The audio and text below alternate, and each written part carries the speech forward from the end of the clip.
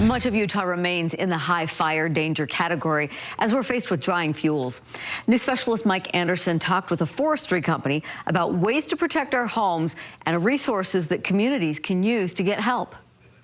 This is something that should be on the minds of anyone within the wildland-urban interface, because how well you prepare can determine how well firefighters can protect your home in a worst-case scenario.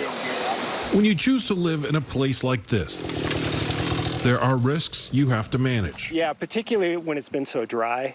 We also have a lot of conifers down there, which I know can really help accelerate a wildfire. For Grant Thacker, clearing some of those fuels seemed like a pretty good idea, especially with the Pinebrook HOA here in Park City working to get help. I figured we'd contribute our fair share. Plus, we got evacuated a couple of years ago during the fire in Summit Park, so it's kind of important to us. That's where Al Spadafora comes in. We're just taking out half of its fuel as it's approaching the house. So you can imagine, the wall of, brush that's over back behind here. Owner of Circle Forestry, he's been working with several homeowners here. It's funded in part through a grant from the Utah Watershed Restoration Initiative. Spadafora says at homes like the Thackers, it's important to cut back ladder fuels that could otherwise burn quickly uphill toward the home.